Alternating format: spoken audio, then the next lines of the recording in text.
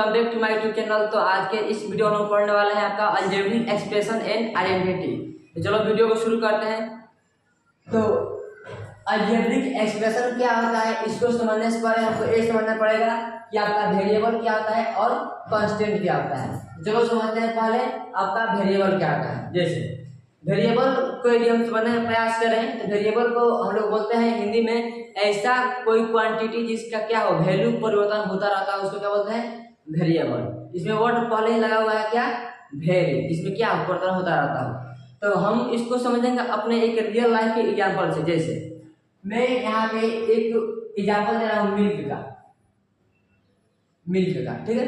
Suppose करो आपके पास milk है, आप मिल्क में थोड़ा सा चाय पत्ती मिला दो और चीनी मिला दो और थोड़ा सा उसको गर्म करने के बाद क्या बनता है, चाय बन जाता है, ठीक है। तो यही मिल्क थोड़ा सा उसमें कुछ चेंज कर दिया गया तब का चाय बन गया।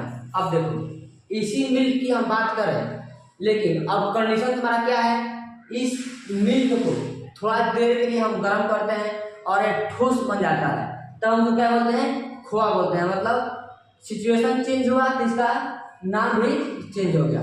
अब बात मैं करूंगा इसी मिल्क का, ठीक है, लेकिन अब मैं क्या करूंगा इस मिल्क को गर्म करके थोड़ा सा उसमें दही डाल देंगे तो क्या होगा तुम्हारा 2 घंटे के बाद तुम्हारा मिल्क जो होगा अब एक ठोस पदार्थ में चेंज हो जाएगा, जिसको हम बोलते हैं दही। तो बात मिल्क तो तुम्हारा वही था, लेकिन जैसे कंडीशन चेंज हुआ इसका नाम चेंज हो गया। तो देखो हम पढ़ेंगे मैथ में वेरिएबल, तो सेम टू सेम उसका वही कहानी है। जैसे मैंने यहाँ पे लिखूंगा एक इक्वेशन लिखूंगा, जैसे x + 4 = 6, ये तुम्हारा एक कंडीशन है। मैं और एक कंडीशन क्या लिख रहा हूँ, तो x + 4 = 10, ये तुम्हारा दूसरा कंडीशन। यहाँ पे देखो x + 4 = 12, ये तुम्हारा क्या है तीसरा कंडीशन है। तो देखो यहाँ पे तुम्हारा वैल्यू क्या है x का, यहाँ पर हो जाएगा 2, यहाँ पर हो जाएगा वैल्यू 6, यहाँ पर वैल्यू है इसका 8। देख रहे हो ना कि जैसे कंडीशन चेंज होगा वैसे ही तुम्हारा x का जो वैल्यू है ना, जो x का वैल्यू है ये भी चेंज हो गया। मैं इसको सब करना सिखाऊंगा कैसे निकालते हैं इसका वैल्यू। मैं अभी एग्जांपल के द्वारा आपको समझा रहा हूँ कि वेरिएबल क्या होता है, इसलिए मैंने शॉर्ट में कर दिया, ठीक है। तो देखो मेरे कहने का मतलब ये है कि वेरिएबल वो क्वांटिटी होता है जो सिचुएशन के अनुसार अपने आप को चेंज कर लेता है। जैसे मिल्क था तो मिल्क में जब डाले हैं चीनी, अच्छा तो चाय बन गया है। जब मिल्क में डाल दिए थोड़ा सा दही और 2 घंटा छोड़ दिए हैं तब क्या है ठोस पदार्थ बन गया, इसको क्या बोल दिए हैं दही बोल दिए हैं। और उसी मिल्क को तब हम गर्म कर दिए हैं कुछ देर के लिए, अब ठोस पदार्थ बन गया तो उसको क्या बोल दिए हैं खोआ बोल दिए हैं। तो जैसा तुम्हारा कंडीशन वैसा अपने आप को ये रूप ले लेता है, इसलिए इसको क्या बोलते हैं वेरिएबल बोलते हैं। अब देखो वेरिएबल को डिनोट कैसे करते हैं, तो वेरिएबल को डिनोट करने के लिए हम यूज करते हैं यहाँ पे अल्फाबेट के लेटर्स का। जैसे आप लोग कॉलेज से पता होगा आप लोग को अल्फाबेट का लेटर क्या होता है, तो ए से लेकर के जेड तक के जितने बीच आने वाला होता है लेटर से क्या बोलते हैं अल्फाबेट बोलते हैं। तो वेरिएबल को हम अल्फाबेट के किसी भी लेटर से डिनोट करते हैं, ठीक है। तो आपको इसमें आपको कोई कंफ्यूजन होगा नहीं, ठीक है। अब समझते हैं हम लोग क्या कांस्टेंट क्या होता है। अब देखिए कांस्टेंट क्या होता है ये समझते हैं हम लोग। जैसे मैं यहाँ लिखूँ 2, क्या लिखूँ 2, और मैं आपसे बोलूँ कि हमको 2 पेन लेके आओ, जाओगे तो तुम हमको 2 पेन लेके आओगे। और मैं किसी दूसरे देश के पैसे बोलूँ, जैसे मैं बोलूँ चाइनीज से बोलूँ, चाइनीज कोई चाइनीज है, मैं बोलूँ 2 पेन दो तो भी तुम्हारा 2 ही पेन लेके आएगा। तो इसका मतलब ये हुआ कि 2 यहाँ में लिख दिया ना, इसका वैल्यू क्या होता है यूनिवर्सल होता है, कहीं भी चेंज नहीं होता है। और तो तुम किसी देश में चले जाओ 2 का मतलब 2 ही होता है। यदि मैं लिख दूँ -1 का मतलब -1 ही होगा। यदि मैं लिख दूँ 1/2 तो 1/2 का मतलब 1/2 ही होता है, इसके वैल्यू में कोई चेंज नहीं होता है। जो तुम पढ़ोगे वही तुम्हारा किसी अन्य देश के बच्चा भी पढ़ेगा 1/2। इसलिए क्या इसे बोलते हैं कांस्टेंट, जिसको हिंदी में बोलते हैं अचर, जिसके वैल्यू में कोई परिवर्तन नहीं होता। तो मैं उम्मीद करता हूँ कि आप लोग को वेरिएबल और कांस्टेंट समझ में आ गया होगा। अब हम अपने आएंगे किस पे अलजेब्रिक एक्सप्रेशन पे। तो अलजेब्रिक एक्सप्रेशन क्या होता है, हम लोग कैसे डिफाइन करते हैं, चलो यहाँ पे मैं लिख रहा हूँ, ठीक है। तो आप इस वीडियो को देखने के बाद आपको अलजेब्रिक एक्सप्रेशन से कोई भी क्वेश्चन आ जाए, कहीं से भी आ जाए, कोई भी बुक उठा लो, एक भी क्वेश्चन तुमसे छूटेगा नहीं, समझ रहे हो ना। तो देखो हम क्या करेंगे, अलजेब्रिक एक्सप्रेशन क्या होता है, तो कैसे इसको डिफाइन करते हैं, हमको डिफाइन इस तरह से करते हैं, कोई भी तुम नंबर यहाँ लिखो, नंबर तुम लिखो यहाँ कोई भी, और इनटू में यहाँ लिखो तुम वेरिएबल, क्या लिखो, वेरिएबल, यहाँ तुम लिखो वेरिएबल। जैसे नंबर तुम कोई भी ले लो, तो 2 ले लो, 4 ले लो, 6 ले लो, 10 ले लो, 20 ले लो, 1/2 ले लो, जो भी तुम्हारा मन में इच्छा करे वो नंबर ले लो, ठीक है। और इसके साथ में तुम मल्टीप्लाई करो किसे, एक वेरिएबल से। मैंने नहीं बताया वेरिएबल को हम किसे डिनोट करते हैं, तो ए से लेकर जेड तक के अल्फाबेट का लेटर में होता है ना, इसलिए जेड तक कोई भी तुम ले लो इसमें से एक लेटर। मैं यहाँ पे ले रहा हूँ एक्स, मैं क्या लिखूँ यहाँ पे 2x, देखो तो 2 इंटू एक्स, 2 क्या है, एक नंबर है, और x क्या एक वेरिएबल है। तो सिंपल सी इसका डिफिनेशन है कि एक number into variable, product of A number and a variable is called algebraic expression, ठीक है। इसका सिंपल सा डिफिनेशन है, product of number and product of number and a variable is called algebraic expression. अब देखो मैं यहाँ लिख, अब तुम अपने मन से कुछ भी लिख सकते हो, लिख क्या है 2xyz हो गया तुम्हारा, तुम्हारा 2 एक नंबर है और xyz क्या है, एक वेरिएबल है। मैं लिख दूं 1/2 xy, ये तुम्हारा क्या है, एक अलजेब्रिक एक्सप्रेशन है। तो 1/2 क्या है, एक नंबर है, और xy क्या है, एक वेरिएबल है। तो इस तरह से हम किसी भी अलजेब्रिक एक्सप्रेशन को क्या करते हैं, डिनोट करते हैं, लिखते हैं। तो आप खुद लिख सकते हो इसमें कि अलजेब्रिक एक्सप्रेशन में बोलो तुम बताओ, तो अपना मन से लिखो 5 अलजेब्रिक एक्सप्रेशन, कैसे लिखोगे, सिंपल सी बात है, 2x 5y 6z 5m 1/2mm, कुछ भी लिखो, केवल एक नंबर लिखो और साथ में मल्टीप्लाई कर दो किसी भी अल्फाबेट के लेटर से, इतना हो गया अलजेब्रिक एक्सप्रेशन, ठीक है ना। तो इसको हम क्या बोलते हैं, इसको बोलते हैं अलजेब्रिक एक्सप्रेशन। तो आपका ये होता है अलजेब्रिक एक्सप्रेशन। अब देखो इसमें बहुत सारी चीज हम पढ़ेंगे, जैसे टर्म क्या होता है, कोएफिशिएंट क्या होता है, डिग्री क्या होता है, किस तरह से अलजेब्रिक एक्सप्रेशन को हम ऐड करते हैं, ठीक है। तो देखो मैं आपको ये बता रहा हूँ, जैसे 2x है और यहाँ पे क्या है 2y है, ये भी एक अलजेब्रिक एक्सप्रेशन है और ये भी क्या है, एक अलजेब्रिक एक्सप्रेशन है। तो जैसे हम कोई नंबर लेते हैं 2 और 4, जब तो ऐड करते हैं तो क्या मिलता है, 6 मिलता है। तो 2 भी एक नंबर था और 4 भी एक नंबर था, ऐड करने पर हमको जो ये मिला 6, ये भी क्या है, एक नंबर ही है। तो सेम इसमें भी वैसे ही होता है। इसमें क्या होता है, इसमें भी देखो मैं यहाँ 2x ले लिया हूँ और 2y ले लिया हूँ, और दोनों को जोड़ेंगे ना तो जो तुम्हारा एक पूरा क्वांटिटी मिलेगा, इसको हम बोलते हैं अलजेब्रिक एक्सप्रेशन ही बोलते हैं, ठीक है। इसमें एक और यहाँ पर ले लूँ, यदि 4x ले लूँ, ठीक है, और यहाँ पे इसको ऐड कर दो 5m ऐड कर दो, तो ये भी तुम्हारा क्या है, एक अलजेब्रिक एक्सप्रेशन है, और ये भी क्या है, अलजेब्रिक एक्सप्रेशन है। इसको हम ऐड करेंगे तो जो हमारा क्वांटिटी पूरा मिलेगा, इसको हम क्या बोलेंगे, इसको भी हम अलजेब्रिक एक्सप्रेशन से बोलेंगे। तो उम्मीद करता हूँ आप लोगों को अलजेब्रिक एक्सप्रेशन समझ में आ गया होगा।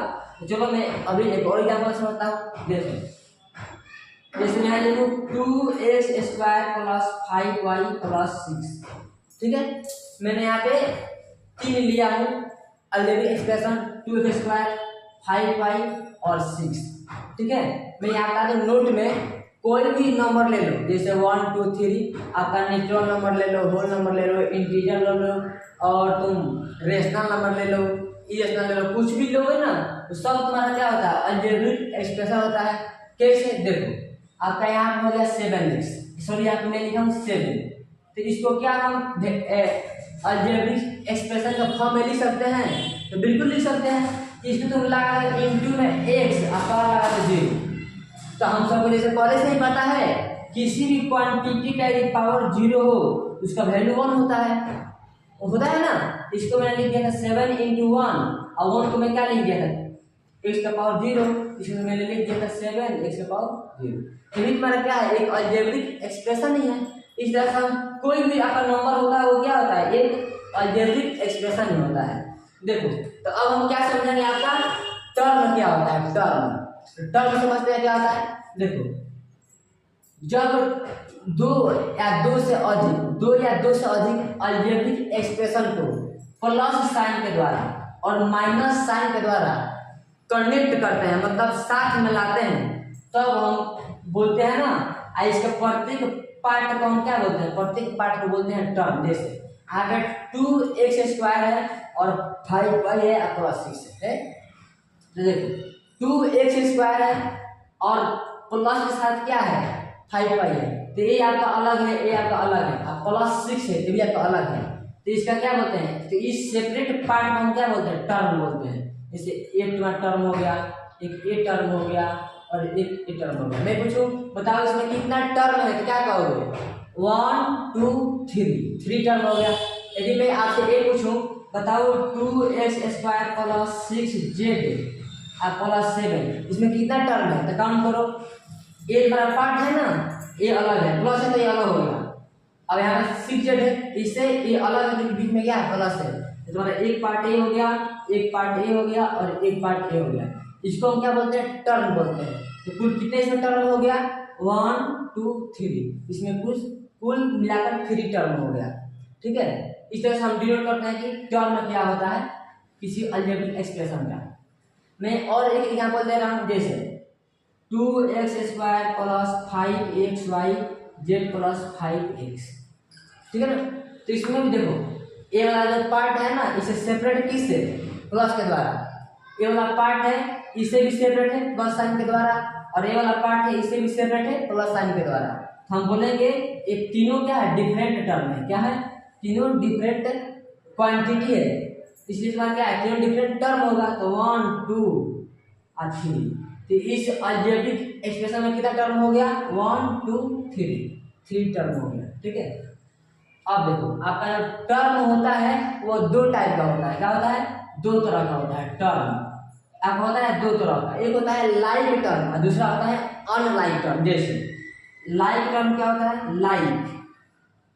लाइक टर्म, और दूसरा होता है अनलाइक टर्म।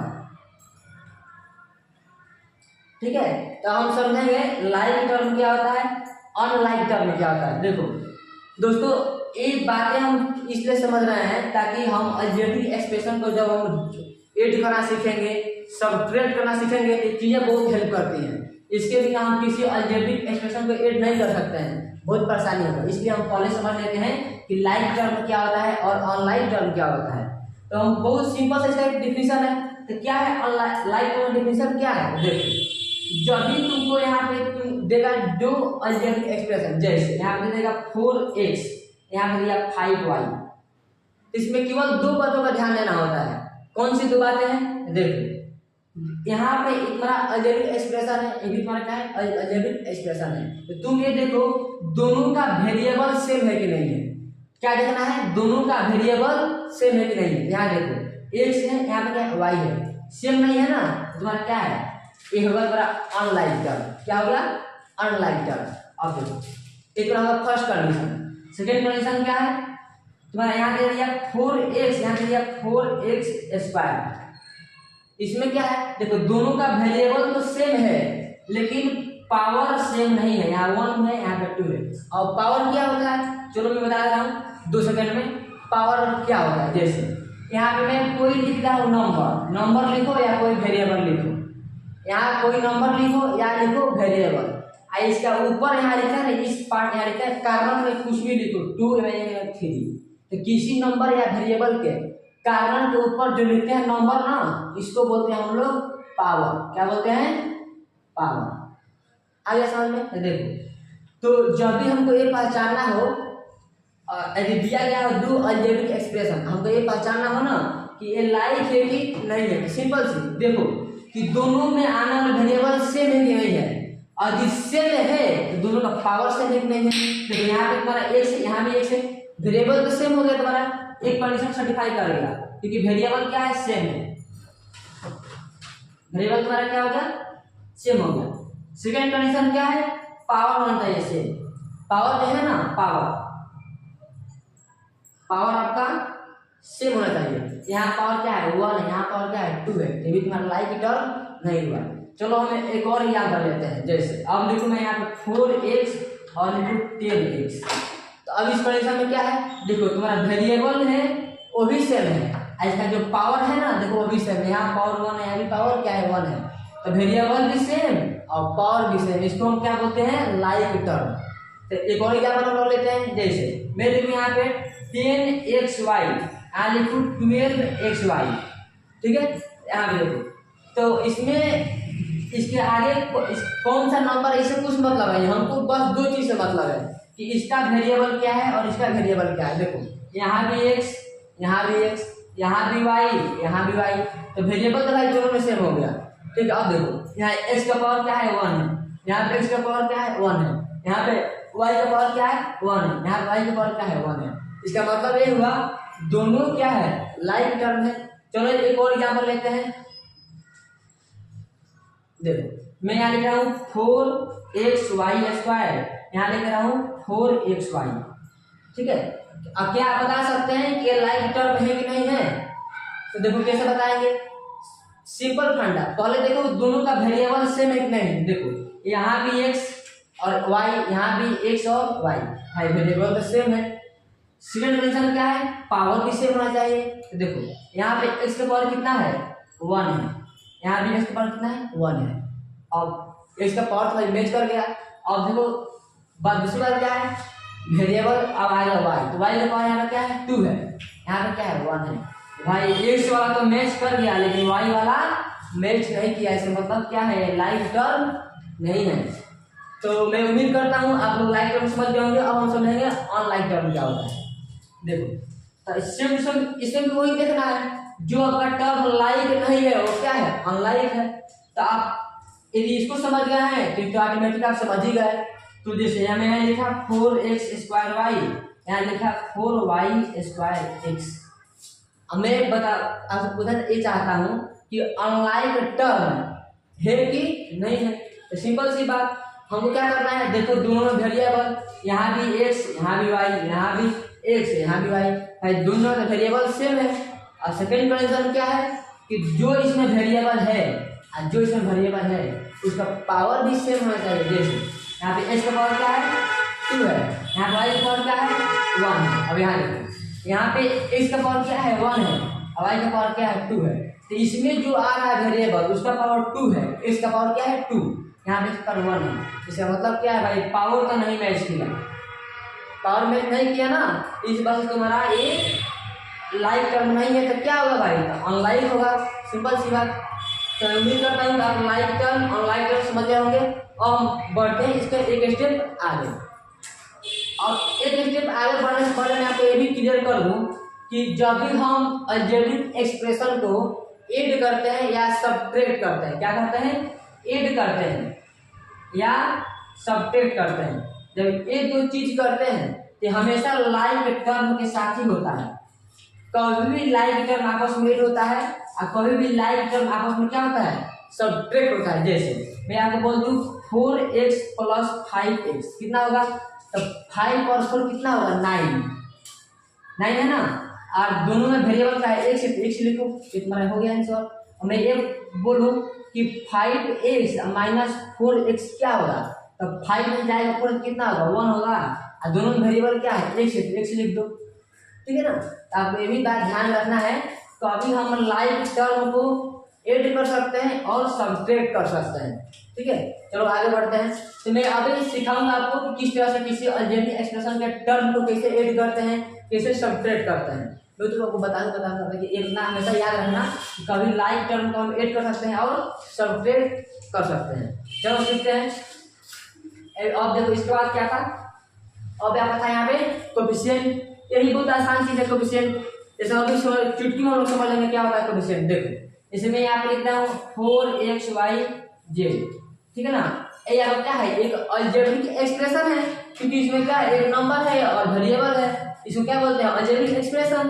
तो हमको पता करना है कि कोएफिशिएंट क्या होगा। तो कोएफिशिएंट क्या होगा, सिंपल सी बात, देखो जब भी कोएफिशिएंट आपसे पूछेगा तो कहेगा ना बताओ इसमें z का कोएफिशिएंट क्या होगा, y का कोएफिशिएंट क्या होगा, x का कोएफिशिएंट क्या होगा। तो सिंपल सी बात, जिसके बारे में पूछा जाए उसको छोड़ दो।